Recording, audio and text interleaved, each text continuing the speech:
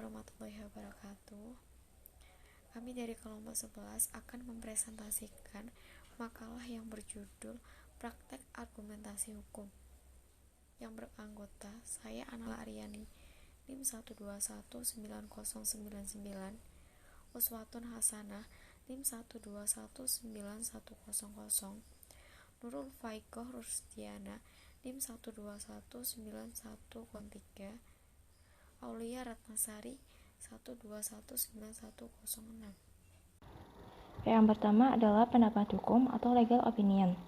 Istilah legal opinion dalam bahasa Latin disebut dengan ius opinion, di mana ius artinya hukum dan opinion artinya pandangan atau pendapat. Jadi legal opinion merupakan pendapat hukum yang berkaitan dengan masalah hukum dari para pihak terkait sesuai dengan fakta-faktanya, yang dikaji baik secara parsial, imparsial, gradual, maupun krusial, khususnya menyangkut ketumpangtindihan pelaksanaan peraturan. Adapun dalam penyusunan legal opinion terdapat 5 aturan dasar atau 5 golden rules yang harus diikuti, terdiri dari yang pertama isu atau pokok permasalahan, yang kedua fakta, yang ketiga rules atau aturan hukum yang dapat atau mungkin dapat diterapkan dalam kasus tersebut, yang keempat application atau penerapan hukum, dan yang kelima adalah konklusi atau kesimpulan. Prinsip yang harus dipegang dalam menyusun legal opinion yaitu 1. Legal opinion dibuat dengan mendasarkan pada hukum Indonesia. Advokat yang berpraktik dalam wilayah Republik Indonesia, di mana hukum yang dikuasai adalah hukum Indonesia, tidak berkompeten untuk menyampaikan pendapat hukum yang didasarkan pada hukum selain hukum Indonesia. Yang kedua, legal opinion disampaikan secara lugas, jelas, dan tegas dengan tata bahasa yang benar dan sistematis. Legal opinion disampaikan secara lugas, jelas, dan tegas, artinya legal opinion tersebut harus mudah dipahami oleh klien atau bagi pihak yang membacanya. Karena disampaikan dengan bahasa yang baik dan sistematis serta tegas, maka legal opinion tersebut tidak menimbulkan tafsiran ganda dan diharapkan melalui legal opinion tersebut terciptalah suatu kepastian hukum. Ketiga, legal opinion tidak memberikan jaminan terjadinya suatu keadaan. Dalam legal opinion, advokat tidak boleh memberikan jaminan atau kepastian akan kondisi suatu penyelesaian persoalan. Dalam praktik, hal ini sesuai pula dengan ketentuan yang terdapat dalam pasal 4 butir C Kode Etik Advokat. Yang keempat, legal opinion harus diberikan secara jujur dan lengkap jujur. Artinya legal opinion harus disampaikan kepada klien sebagaimana adanya, tidak dibuat-buat dan tidak semata-mata memberikan pendapat hanya untuk mengakomodir keinginan klien. Jika berdasarkan ketentuan hukum yang berlaku, keinginan klien tidak dapat terpenuhi, maka hal tersebut harus dikemukakan dengan jelas dalam legal opinion tanpa ada yang ditutup-tutupi.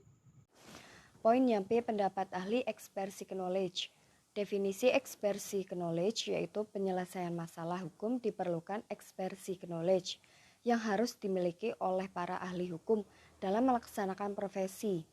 Argumentasi hukum yang pada dasarnya adalah to give a reason dalam pelaksanaan tugas profesi advokat dalam bidangnya. Yang pertama preventif atau non-litigation area, misalnya legal consultation, legal negotiation, termasuk membuat legal opinion. Yang kedua represif litigation area, penanganan perkara, gugatan, permohonan, pledoi. Dalam menyelesaikan masalah hukum diperlukan ekspertise hukum oleh para praktisi hukum, advokat untuk melaksanakan tugas profesinya. Seperti yang pertama, argumentasi hukum, yang pada dasarnya adalah to give a reason dalam melaksanakan tugas advokat dalam bidangnya. Yang kedua, preventif atau non-litigation area, misal legal consultation, legal negotiation, dan legal opinion. Dan yang ketiga, represif litigation atau penanganan perkara, misalnya gugatan, permohonan, pledoi, dan lain-lain. Fatwa Hukum Islam, kedudukan MUI dan fatwa MUI dalam perspektif ketatanegaraan. Kedudukan MUI dalam ketatanegaraan Indonesia sebenarnya adalah berada dalam elemen infrastruktur ketatanegaraan, sebab MUI adalah organisasi alim ulama umat Islam yang mempunyai tugas dan fungsi untuk pemberdayaan masyarakat atau umat Islam Artinya, MUI adalah organisasi yang ada dalam masyarakat, bukan merupakan institusi milik negara. Yang artinya, fatwa MUI bukanlah hukum negara yang mempunyai kedaulatan yang bisa dipaksa bagi seluruh rakyat. Fatwa MUI juga tidak mempunyai sanksi dan tidak harus ditaati oleh warga negara. Mahfud berpendapat fatwa itu tidak lebih dari pendapat hukum yang boleh diikuti dan boleh tidak diikuti. Dari sudut peraturan yang bersifat abstrak, fatwa baru bisa mengikat kalau sudah diberi bentuk hukum tertentu oleh lembaga yang berwenang.